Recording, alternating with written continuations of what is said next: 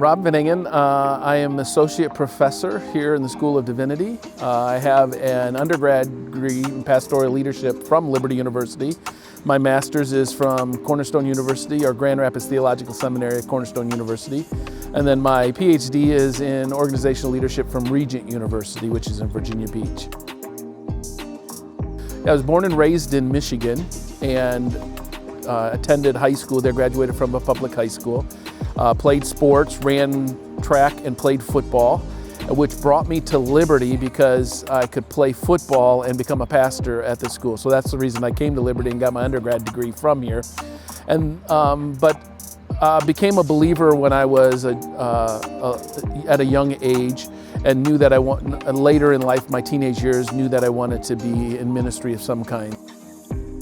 I get the privilege now of serving on faculty interview committees, so I get to see, I get to be the one that gets to say, from the faculty standpoint, yes or no, you get to come here and teach here because it's my school. And so I like that, because Dr. Falwell, when he established the university, it was going to remain a Christian university, distinctively Christian and everything. And so that's my desire as well. I love that vision of training champions, and I'm excited to be here at my school, and see other students claim it as their school as well.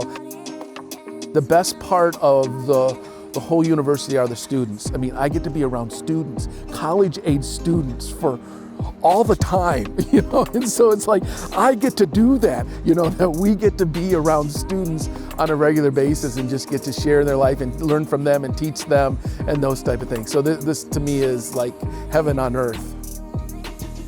In our culture, we just get emotional and we begin screaming and yelling at each other instead of having a dialogue. So abortion, euthanasia, gender identity or homosexuality, those are probably more of the hotter topics in our culture today, but I think we really need to address those from a biblical worldview standpoint.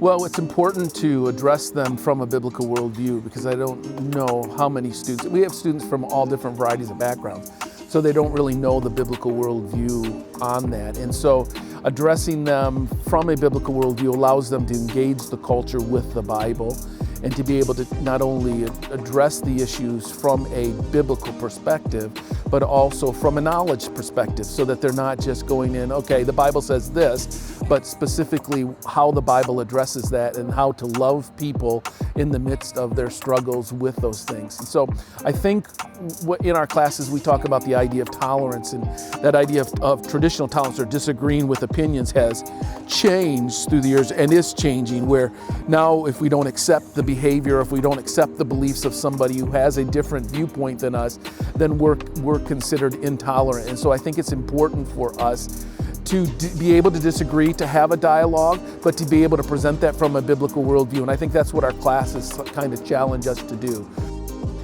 Well, I've reached my ultimate goal in life as far as career. I mean, this is it. This is like, I said, this is like heaven on earth. So this is the dream. I wouldn't want to do anything else. Because we talk about, I'm almost 60 years old.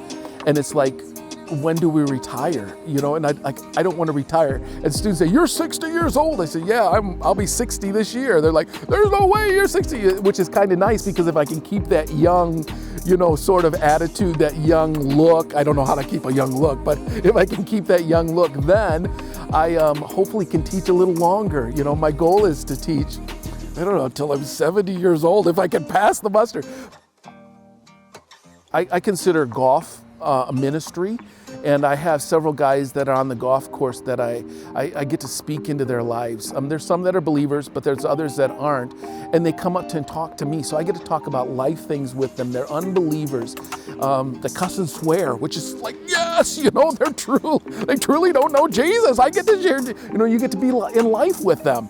And I think that's, you can live in the Liberty bubble and sort of ignore that aspect, but I consider it a ministry that they come to me and they say, hey, will you pray for me? And I say, sure, because they're going through like major surgery, prostate cancer a guy had, and another guy was losing his hearing, and you just have those opportunities to begin ministering to people. And so I want to do that as long as I can. I mean, I want to be on the golf course as long as I can, but I want to also minister to people and make that a ministry as I can, as best I can, as I reach out to them.